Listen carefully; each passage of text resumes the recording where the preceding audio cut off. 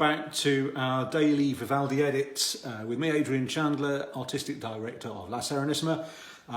Doing this to raise awareness and hopefully some money, because of you generous folks, for all the musicians of Serenissima who have lost all their work due to COVID-19. Details will appear on your screen.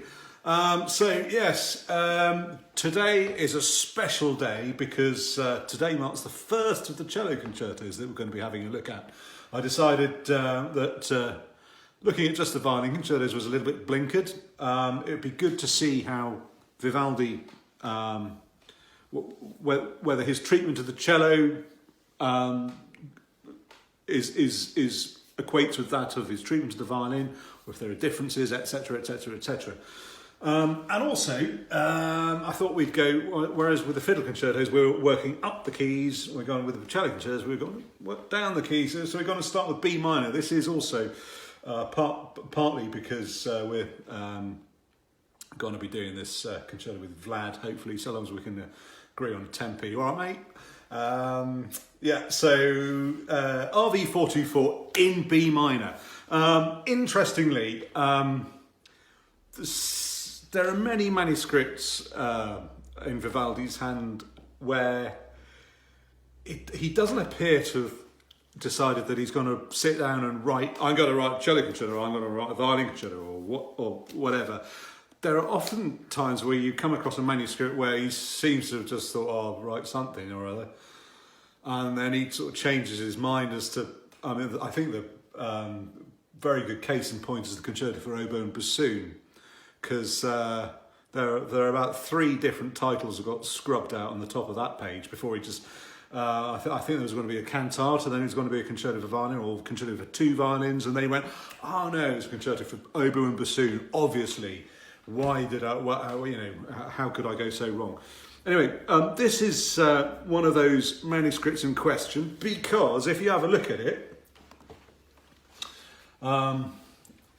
this is the autograph score. So you have first violin part, got a blank stave there, you've got second violin part, viola part, bass part. Now then, the reason why there's a blank stave here is because that is another first violin part. Reason being, this part, when he originally sat down to write this piece, this was going to be a violin concerto.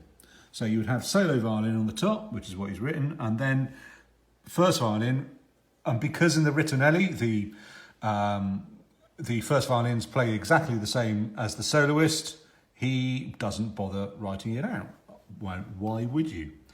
It would be a total waste of effort. And then you go through the ritornello here, and then the ritornello finishes here. And that is obviously round about where he thought, oh, hold on a minute, we'll write. Today, we're going to write a cello concerto. And that is the last you see of the extra violin stave. I have to say, this piece is brilliant. It's an absolute cracker. Here we go. That's right. Got me tempi wrong again, didn't I? I did warn you. So, yeah, you did. Pride goes before a fall.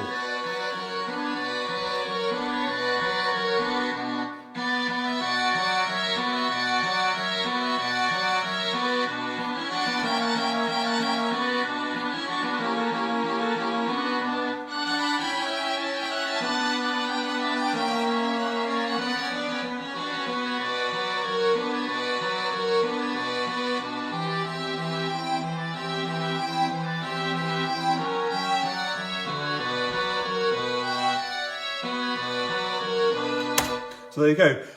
Typical sort of tempo marking, allegro non molto at the top, which is one gets the impression that with Vivaldi's later concerti, you often get a sort of cautionary note after the allegro in the first movement, because he thought it was quite a serious affair. You don't often get those kind of markings in the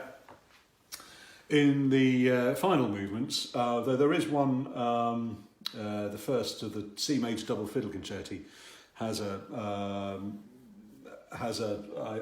non-molto in the last movement, but so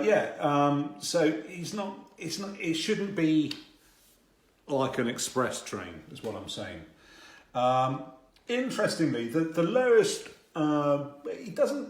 The solo writing is quite similar in tessitura to how he seems to write for the bassoon, though actually the bassoon goes quite a lot lower as well, though he does sort of, most of it occurs in the upper register of the instrument. This is exactly what happens in this concerto. It'll be interesting as we go through all the cello concerti to see whether this holds true, or whether this is just particular to this concerto. But he is most interested in the sonorities of the cello here, in the sort of tenorial or treble registers of the instrument. Also, there's some really great accompaniment writing going on. We'll just play from the middle of this solo here.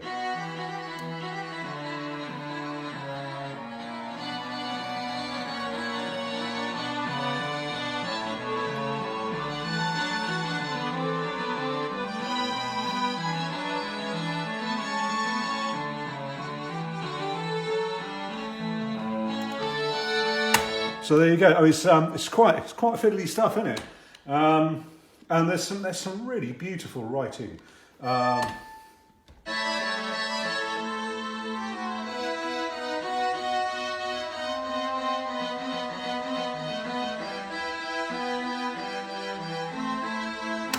This passage here, we were talking the other day when we were looking at the violin concerto that survives in Dresden in the hand of Quantz, when I said he'd written all the semi-quavers out. This is exactly what Vivaldi does. So he just writes semi-breves here.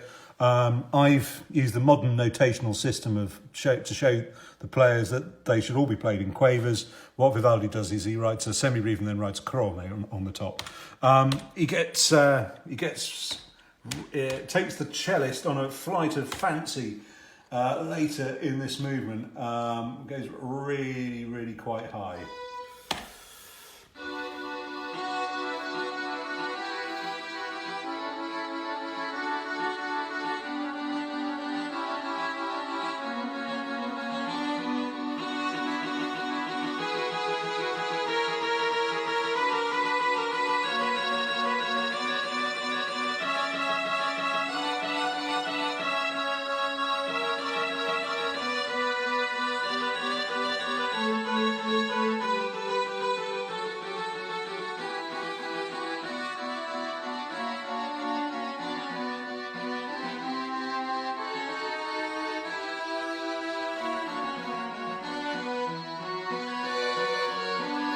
There you go. I mean, that's pretty virtuosic stuff. And you get a largo that is absolutely beautiful, but just sounds dreadful on Sibelius. So we won't give you any of that. But it's full of sort of little ornamentational figures throughout. A very, very, very beautiful movement with just very, very intimate, just the cello and the continuo, and then you get a cracker of a finale. I'll get the right tempo straight off, shall we?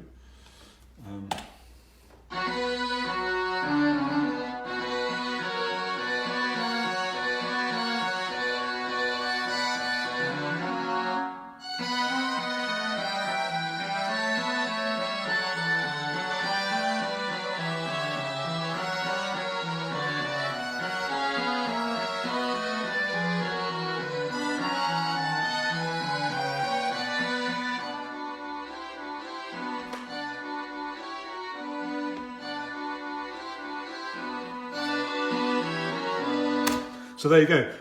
From a violinist's perspective, last movement is not anywhere near as difficult as the first movement, although there are tricky bits in it.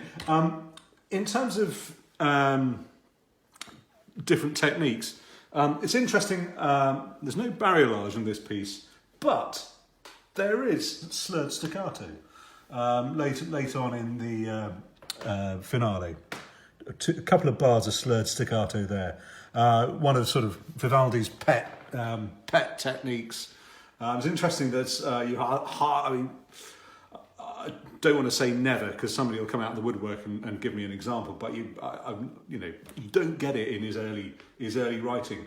But slurred staccato you get all the time, and it's harder later concertos. So there we have it. What a piece! It's really, really, really fantastic writing, and it's going to get a 10 from me. So there you go. Tomorrow we have, as we've sort of gone a little bit off piece with the cello concerto, we're going to have fun with a double fiddle concerto in C major RV424. See you then. Ta.